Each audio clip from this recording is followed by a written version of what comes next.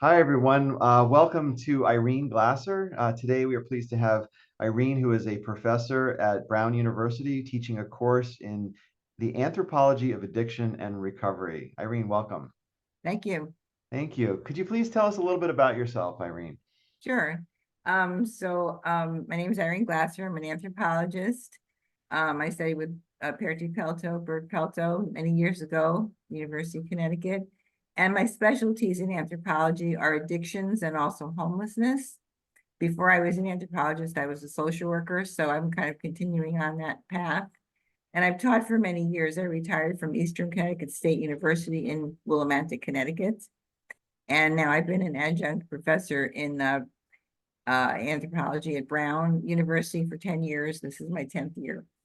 So along the way, I developed a course called The Anthropology of Addiction and Recovery, where HRAF I find is really, really useful as a teaching tool. And I'm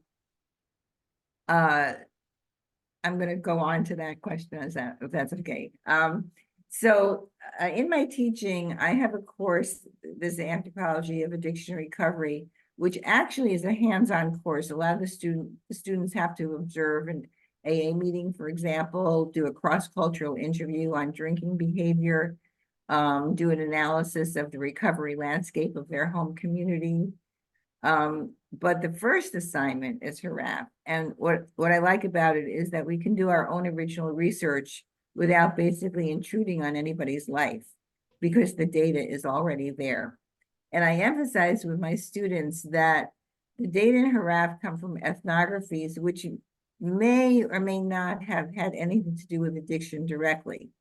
It's just basically the ethnographer or the person who wrote the basic ethnography that's in HRAF noticed alcohol behavior.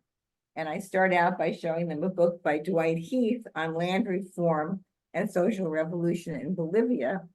And this includes his observations about people drinking aguardiente in Bolivia, which turns out to be extremely strong alcohol. And yet people don't seem to have the aggressive behavior that used to be so associated with alcohol. He kind of disentangled, the potency of alcohol from the actual behavior and attributed this to culture. So I also discuss HRAF specifically in a book I wrote, Anthropology of Addiction and Recovery, where I actually instruct people on how to use HRAF in addiction research. And I know that HRAF is always adding cultures, which is really great. So I personally, before I teach this, I review it each year myself. I'm going to show you the syllabus.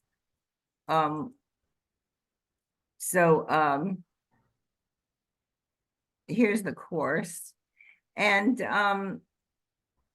teaching HRAF comes very early in the course. By the second week, I have to do a workshop, a HRAF workshop, where I have the students open up their computers and log into the library and have access to HRAF. And I show them how to do this research. And they have practice in it, looking at alcohol and some other aspect of culture in two specific cultures. And then in terms of the assignment, it's part of the graded assignments, this HRAF paper. And I think it's actually the first assignment.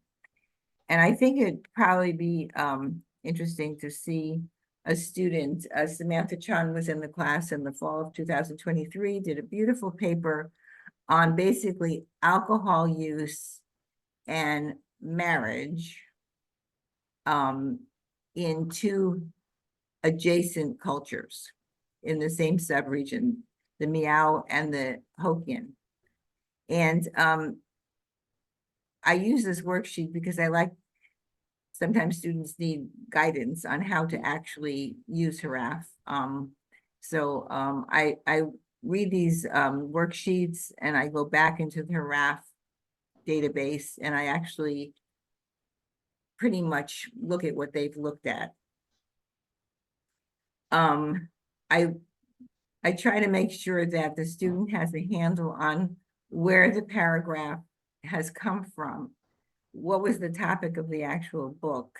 When was it printed? When was the field work done?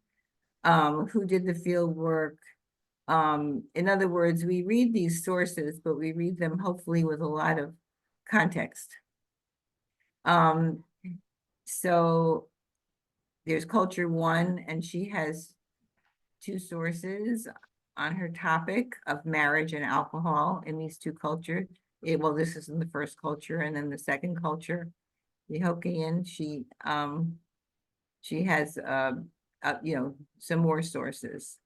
And this enables her to do a paper, and her paper was a very fine paper.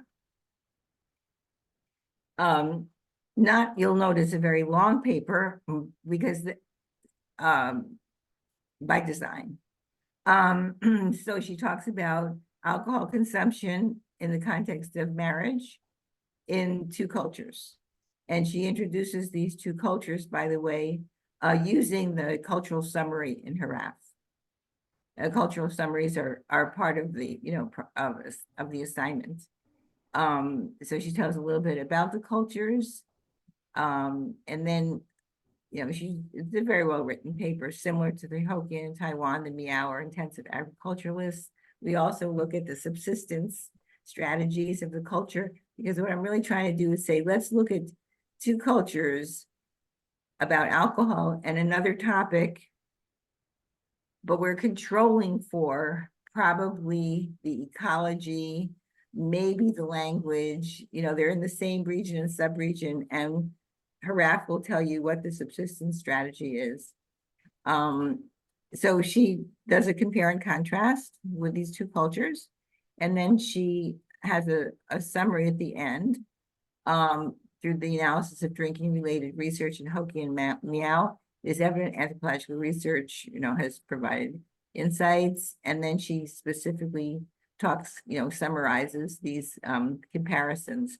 And you'll notice that in her reference section, these are all HRAF